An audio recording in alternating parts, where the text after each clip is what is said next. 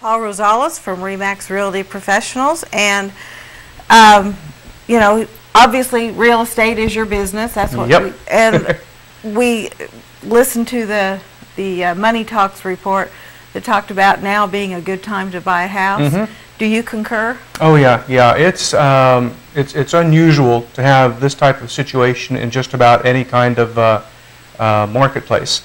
You have a good amount of inventory out there. Last time I checked on the Wichita MLS, we have about 4,000 houses available for people to pick from. And they're in all kinds of different states. Mm-hmm. They can be houses that need a lot of work. They can be houses that need just personalization. They can be houses that are perfect and move-in ready to go. So depending on what you're looking for, Mm-hmm. you ought to be able to find that out there on the market. It shouldn't be that difficult with that many houses, especially this time of the year. With this time of the year, we are going to see a lot more houses come on the market. I'm starting to see a lot more listing activity in our local market. And I think as people drive through their own neighborhoods, if you remember how few signs were out in the yards a couple of years ago, compare that to what's going on now. You'll see a lot more signs.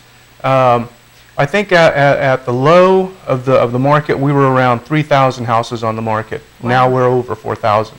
So you can see there's quite a bit of activity. To give you an idea of activity differences, the last numbers I saw for the Wichita market for January of this year are 15% higher than January of last year.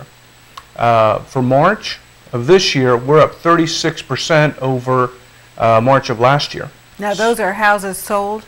Those are closed deals. Okay. Right. Those are closed deals.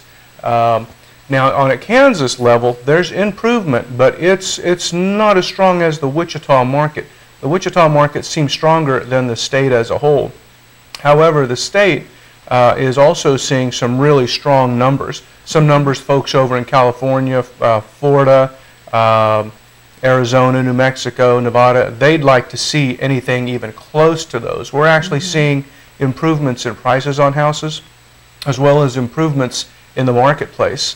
When you say improvements in prices on houses, is that from a seller's standpoint or a buyer's standpoint? Well, it's the sold price. So Okay. it's the sold price of a house. So the more you can get for the house, it's better for the seller.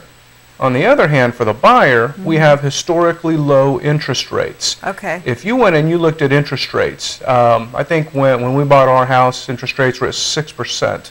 It was about half a decade ago almost. They were sitting at about 6%. Now they're sitting at just over 4%. That's a 50% difference in your interest rate, and that makes a huge difference as to what your house payments are. Therefore, it makes a huge difference as to what your affordability is, how much house you can afford. And the professor from the Florida Institute, that's kind of what he's talking about. If you go and you rent a 3-bedroom, 2-bathroom house, and it's going to cost you $700 a month to rent that, if you can get a similar house and purchase it with current interest rates, you might only be paying $500 a month. And that will include your interest, your principal, your taxes, and your insurance.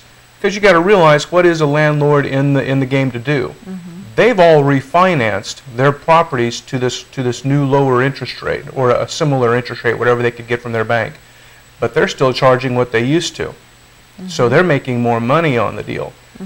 Whereas with the interest rates, now you as a buyer, you're able to afford more home. It makes sense for you to go, if you're going to spend $700, and if you're comfortable with a $700 house payment, instead of settling for a 3-bedroom, 2-bathroom house, go on ahead and get a house that's going to fit your needs. Maybe you can afford a 5-bedroom, 2.5-bathroom, 2-car garage house for $700.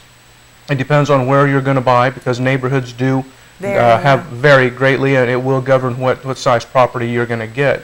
But if you're going to spend that $700, you might as well get the most out of it. Plus, if you're paying a landlord, that landlord is not going to give you any of that money back. Oh, that's right. Right. Yeah, that's right. That's his forever. Whereas if you're paying on a mortgage, you're going to start realizing some equity in your property. So when it's time for you to either upsize the house or downsize, or if you just want to move to be closer to friends or family, you can move, and there's a bucket of money there that's going to help you move into your next home. You just take your equity with you. Right now is a good time to buy also, because there's lots of different buying programs out there. I know I've mentioned this before, but a lot of people don't realize just how many programs are out there. You have the program out there that can give you $2,500 for purchase of a home. You have a program out there that can give you $4,000, and again, all you do is you pay $75 for that program. You take the course, $4,000 is right there for you to buy a house. It's an amazing program, especially if you're on disability. It's a great program for folks